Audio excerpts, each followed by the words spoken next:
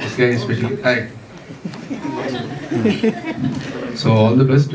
And music కూడా చాలా బాగుంది. ఈ రోజులో అంటే తెలుగు ఫిల్మ్స్ చాలా వస్తున్నాయి, short films, and everything is based on love.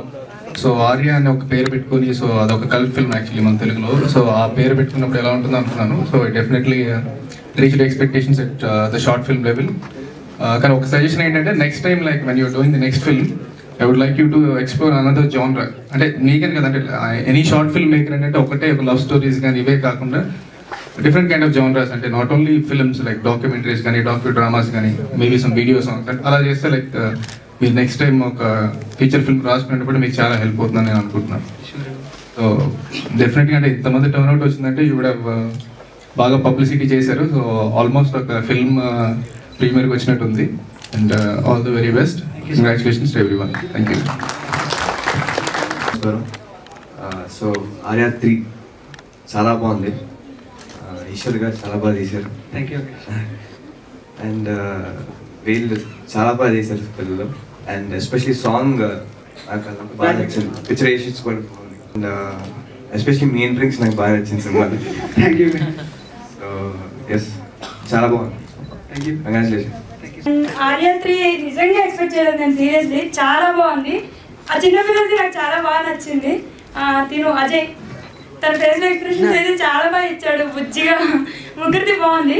And పట్టుమట్లకి Naveen వచ్చిన దగ్గర నుంచి నవ్వుతూనే ఉన్నాం మేమిద్దరం కంటిన్యూస్ గా.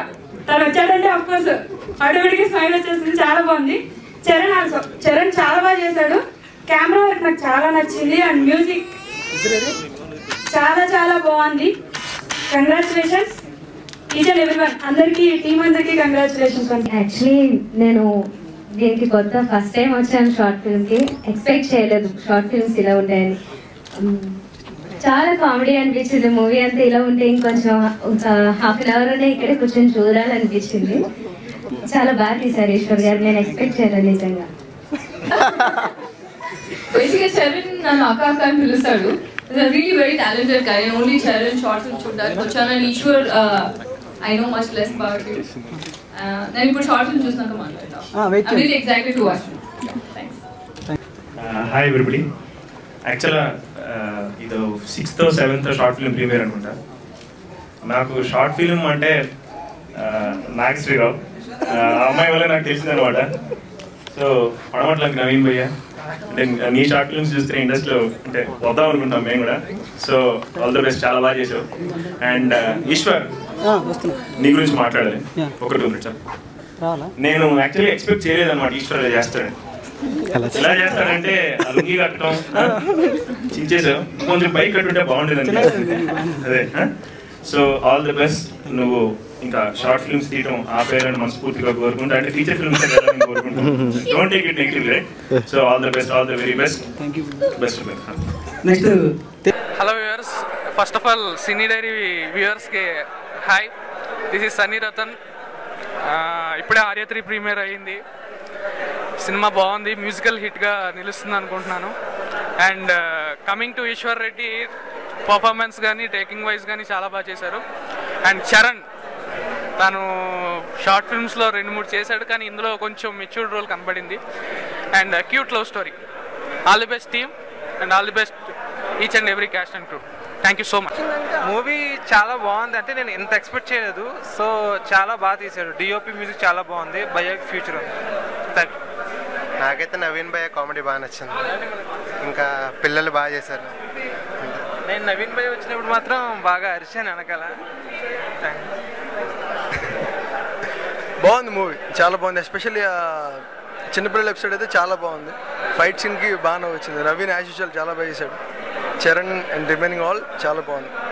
ఎస్పెషల్లీ అంతా డైరెక్షన్ కూడా చాలా బాగుంది. చాలా బాగుంది.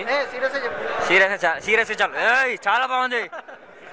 బాగుంది చెప్పు. షార్ట్ ఫిల్మ్ చాలా బాగుంది. ఆర్య 3 చాలా క్యూట్గా ఉంది, చాలా స్వీట్గా ఉంది. ఇంకా చాలా అంతే బాగుంది. సూపర్. చిన్నపిల్లలు చాలా బాగా చేశారు. డైరెక్టర్ ఈశ్వర్ రెడ్డికి చాలా బాగా తీశాడు. బాగుంది, చాలా బాగుంది. ఓవరాల్గా సూపర్గా ఉంది మూవీ. అండ్ టోటల్గా congrats to whole team. Simply super. And లాస్ట్లో కామెడీ మాత్రం సూపర్గా ఉంది. Awesome. Thank you for everything. Yeah అదే కొంచెం నేను అనుకున్న దానికంటే బెటర్గా చేశాడు ఈశ్వర్.